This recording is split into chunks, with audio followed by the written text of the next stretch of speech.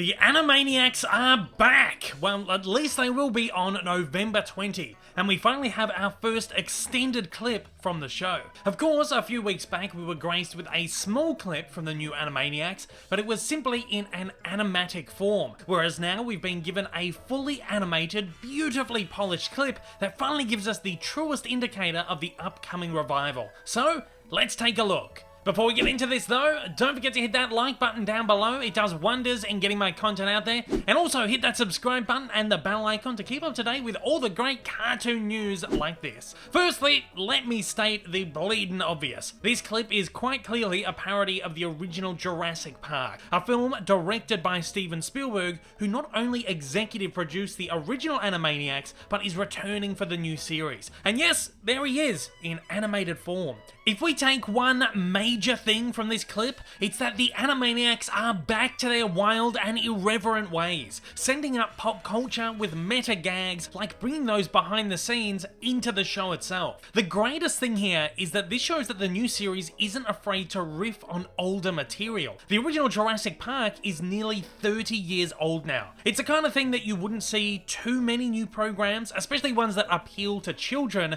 making any kind of reference to, especially one that's as elaborate as this. Yes, the Jurassic franchise is still incredibly relevant, but any other show would simply parody the Jurassic World films, presenting an animated Chris Pratt and Bryce Dallas Howard. But in true Animaniac style, originally a 90s program that was never afraid to spoof movies of the 1940s, it seems that nothing is off limits. This scene from Jurassic Park, granted one of the finest and most memorable moments in cinema, is the perfect analogy for the return of the Animaniacs. It puts our favourite characters, Wacko, Yakko and Dot, in the place of extinct dinosaurs. The creator, Steven Spielberg, happy to see his creations alive, put in the place of Dr. Hammond. Yes, I am aware that Steven Spielberg is not the creator, but his name is above the title, and that is also what's being parodied here. And the leading trio of Sam Neill, Jeff Goldblum and Laura Dern, excited to see these extinct beings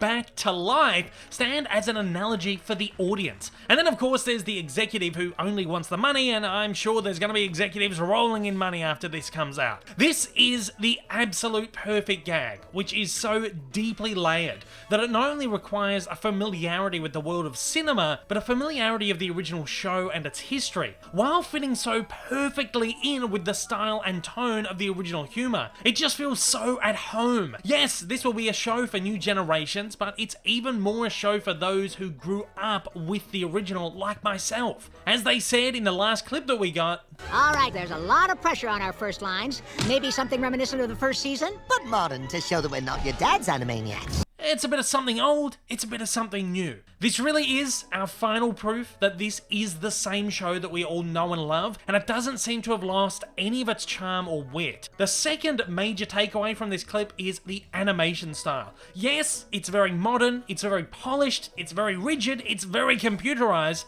but it works. The characters in this clip even make a self-referential gag about how the style has changed. Clean vectored outlines, widescreen format. These don't look like reruns. I reanimated them. This isn't a show that has changed its visual style for the hell of it, or to fit in, but something that has organically evolved. And the best bit, the show and the characters are aware of it. It's not something that's just brushed off, but something that's joked about. Again, another sign of the self-deprecating humor that this show used to excel at. And I, for one, love this new style. It captures the essence of the original program, but it's fresh and modern, seemingly the overall desire of this revival. The colours burst, the outlines are crisp, and it seemingly has a dimensionality and texture to it that makes it look and feel like cell animation. It's the same style that the same Warner Animation team applied to the recent Looney Tunes cartoons. It's gorgeous. It's glowing. This is going to be pretentious as hell, but this is art. The biggest worry going into a revival like this is just how toned down it might be, especially when the previous series was so groundbreaking. Granted, it's still up in the air how boundary smashing this series will be and if it will be as risque and edgy as before, but the boxes are ticked on almost every other element that we want from this series, and I cannot wait to see more.